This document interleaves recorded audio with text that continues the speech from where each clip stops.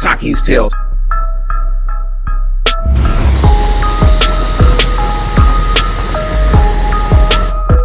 Hey YouTube, it's Taqi 616 coming to you with a late video talking about my thoughts on new comic books. And I was planning to, actually do a new comic book haul, but I decided not to. One, because I didn't have enough time, and the second reason is because I don't really think there's a lot of value in me doing a new comic book haul. There's pretty much not a real value in me doing any haul, but at least you get to see my thought process, and I get to see, I'll go back a year later and take a look at my haul from a year ago and reminisce about picking up those books and what I was reading at the time and so on and so forth. So anyways, I got an AOK in, and we'll talk about that in just a second. And that's the primary reason why I am recording this video. There's going to be two more videos that I'm planning that'll be out within the next week and a half. One will be my May haul video, and then there's going to be an addendum to that because I got a huge box in from my man Barbarian Kung Fu. I do his claim sales Wednesday night on Instagram, and he collects them all and puts a box together for me, so I don't have to pay shipping every week. And I finally got my box in. Not finally, he mailed it within 2 days. That's how you're supposed to do it, by the way, Mike Rogers. But yeah, he mailed in. He got it to me within 2 days. But it took me a couple months to build up the box. So I'm gonna separate that from my haul because those books aren't all in May, and I wish I could just call it a dollar bin haul. Because primarily a lot of his books and a lot of his great deals are dollar books, but I paid more than $1 for some of the books, and some of the key issues were like $5, $10, something like that. So maybe more than that. And I guess I could talk about that when we get there. Sorry for that digression. So we're talking about new comic books, and I'm at the point now where I realize I'm never going to stop collecting new comic books. At least I hope not. There was a time where I was like, okay, I gotta eliminate new comic books. They're just not worth it. A lot of times the stories don't pan out. The covers are great, but how many covers can you actually collect? You start running out of space real quick, at least for me, trying to collect new comic books, and it just seems like the bang for the buck just wasn't there. It seems like I really felt better when I would, I hate to say collect key issues, but I think we do have to say that, when somebody spends $1,000 a year on comic books and has a bunch of short books that nobody's really interested in, all past FOC picks, top FOC picks, and a year later they're like, okay, that was yesterday's news, and somebody else spends $1,000 and they got like 3 keys on their wall that everybody wants. You got to pay attention to that. But there's a different way of looking at it too, and if you're looking at it from the perspective that this is my entertainment value, I get a lot of entertainment value out of this, and this is coming out of my disposable income. And if I went to go see a movie, that money would be gone. If I went to pay a cable bill or a streaming service, that money would be gone anyway. So at least I have a short box of books that I could trade into my LCS and maybe get like $60 for, or something like that, $100 for, something, whatever. Or maybe I get a key or two out of it. So I guess I digressed into the financial aspect of, why I kind of stepped off of new books, or the collecting aspect of why I kind of stepped off of new books. And I was going to stop buying new books. But there's no fun in that. And like I explained, there's a certain part of it that I don't mind, quote unquote, wasting the money on. I don't think it's a waste of money. And hopefully I'll be able to hold them in my collection for, the time being. Not to mention, eventually I like to go back and reread them in floppy form, within issue by issue, as opposed to reading them digitally, even though, because I've been so busy, because it's so convenient, digital is my primary way of reading. In saying all that, I'm going to discuss a couple of the new, and this is what I wanted to do instead. So all this has been digression. And we didn't even get to the main reason why we're here. And we're probably like 6 minutes into the video. So I apologize for that. So I'm gonna talk about new books. There's a one shot that I read recently. And when I buy new books, I'm relying a lot on what I see online from like Sleepy Reader and Nick Comic Culture. I look at their reviews a lot, and they weigh heavy on the decisions I make to go buy books.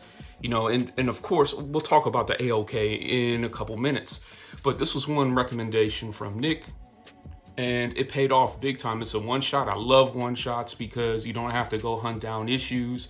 You don't have, it's all said and done. You read it, you get your 15 minutes worth, and this one paid off. Vermilion is put out by Behemoth. I know there's still copies. There should probably still be copies out there. If you buy them online. I doubt if you find them in your shop, because if your shop probably didn't order Behemoth, and if they did, they're probably gone.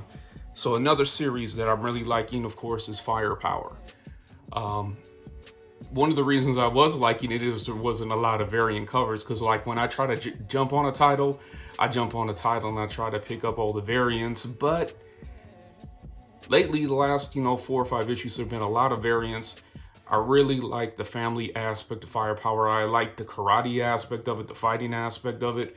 So, and it's a Robert Kirkman title. And Robert Kirkman is a genius when it comes to writing comic books. He really knows how to tell a story over several issues.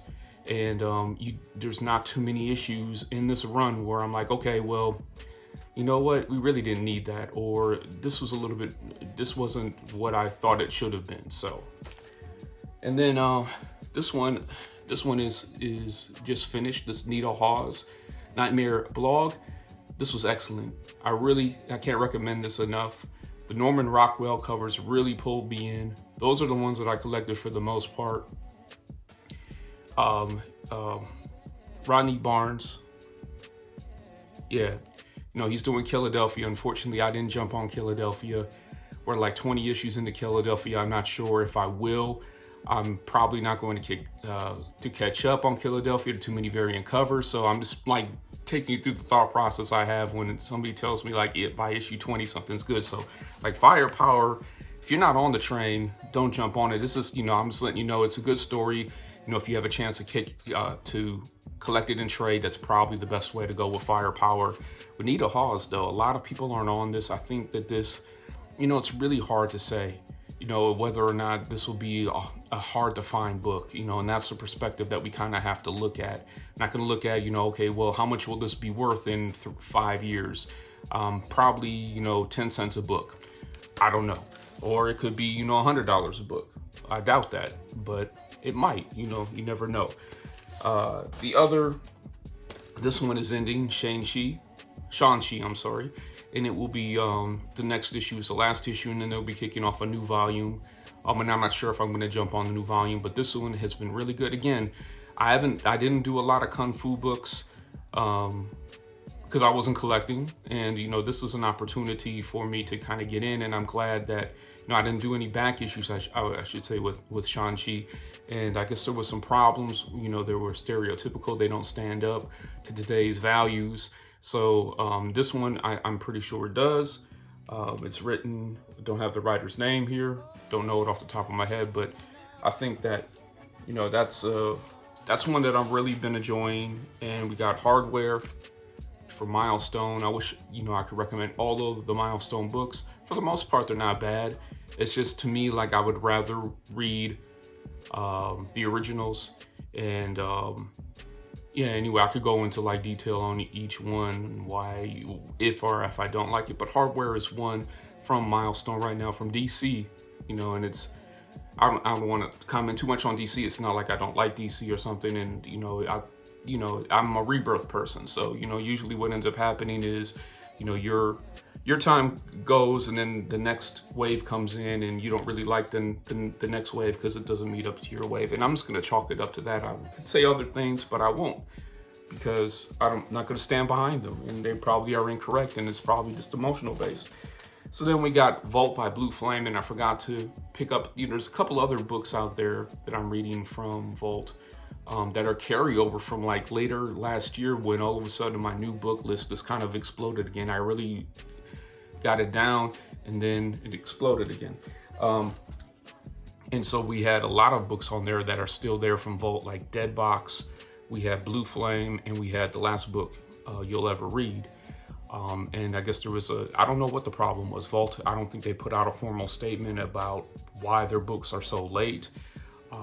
Like Blue Flame, I don't even really remember. And Dead Box, I'm completely cold on that. And even all of them, all three of them, I'm cold on. So I already have like 5 issues invested.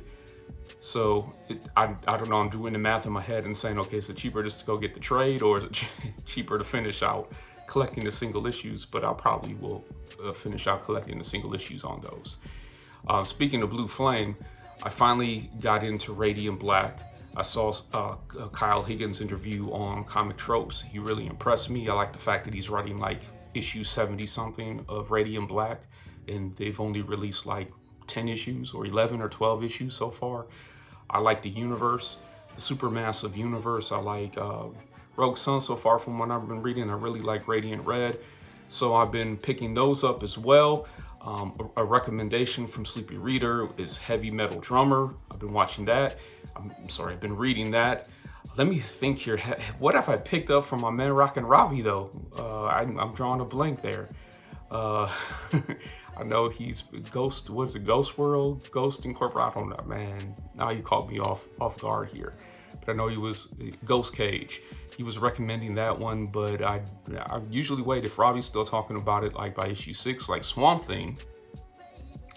But I'll be collecting that in trade. I didn't buy all the issues individually. For some reason, it just didn't work out. Still have Miles Morales that I'm picking up. Teenage Mutant Ninja Turtles, I'm still picking up that run. I really like it a lot. I think that's my run of the Turtles. When I was collecting first time around, the Turtles had just come on the scene, but it was really hard to find Mirage Studios books in Milwaukee. At least it was for me as like a 12 or 13 or 11 or whatever, how old I was. Those in the black and white issues, I don't really think they were made for kids. I mean, the amorphic stuff, you think it's, oh, this is for kids, but I don't, those classic Mirage Studios Turtles, I don't think that they were really written for kids. And then the Archie came, but I was already done collecting at that point. So now when I started collecting again, IDW was out and the Jenica thing happened. So yeah, I'm still doing Turtles, and I wish I had my phone here. I'm recording on it so I could go through my pull list and tell you what else. But I mean, that pretty much, I said Miles Morales, so that pretty much summarizes it. I'm trying to get off of the big two. I'm trying to get away from hero books. I'm really interested in Flashpoint Beyond. I'm waiting to see how that plays out. Usually I like to give books like 6 issues or give them like 4 issues to really, to figure out where they're going, whether or not the story is good, their interpretation of the characters, if they're older characters, is the way this character written similar to the way this character's been written in the past, or are they Tom Kinging it? And the only time that really worked was with Mr. Miracle, in my opinion. But I don't think that was that big of a departure from, the way Scott Free was written by like Jack Kirby or Steve Englehart or J.M. DeMatteis, or, when he had his, I can't remember who, I think DeMatteis initially did his solo series. Anyway, so I don't want to do a digression there. So those are the newer books I'm picking up. And then, the thing with new books is the covers. You buy books for the covers a lot of times, and I really wait until I see a cover that I think is like a 9 or a 10, and I try to buy it from my local shop in person. I don't try to really pre-order too much anymore, because you need to see that cover with your own eyes in person. And then at that point, you're able to say, okay, this is a cover that I really need to add to my collection. Now, at this point, it needs to be a 10 because I'm at full capacity, as I've said several times before. And the best source for covers, the best source for sets, in my opinion, online is Phable. There's nobody better. He'll show you the sets, he'll show you the covers. So what, you know, we already got the covers covered, but what do you mean the sets? Well, you know, a lot of times there's a common theme between these covers. And sometimes it's not that apparent. Sometimes it is. I would say most of the time it is, but sometimes it's not. And then you get somebody like Phable on Saturdays and he just puts them all together for you. So Phable sent me some books in the mail. So I'm gonna go and take a look. I think I know what one of them is. And we're gonna see what they are. I'm gonna be surprised here. I did this deliberately. I didn't look. And let's see. So we got 2 books here. So we got, all right. So hip hop theme variant. This is a Run the Jewels variant. There's like 2 or 3 books in this set now, I would have to say. I was not even aware that this was out because I've been slipping. So this is Doctor Strange and Punisher. Midtown exclusive. Okay, this is why I didn't know. I didn't see it because I really don't pay attention to exclusive books anymore. Love it. Love it. And let's see what the next one is. And this one here is Recount Preamble, but they're showing the back cover, I believe, because that's how Midtown rolls. And let's see what we got here. All right, so we have an homage to the movie Belly, which is, man, if you haven't seen Belly, you need to watch it. I'm not saying it's the greatest ever, but it's directed by Hype Williams, who did a lot of the mid to late 90s hip hop videos and used beautiful colors. Like comic book fans will just love Hype Williams films and music videos. And this movie starred, you know, popular rappers, Nas, DMX, Method Man had a part in there. I'm trying to remember who else was in there, and I can't really tell you what the plot was anymore. I remember, yeah, I can't even go through, I don't remember the plot anymore, but so happy, man. Thank you so much, Phable. Station. I'm so glad that I have both of these, man, and this book was completely off my radar. I had no idea that this even existed until now. I know I have a couple of the other Run the Jewels variants, but that's dope. So that's it. Until next time, y'all take it easy. Station.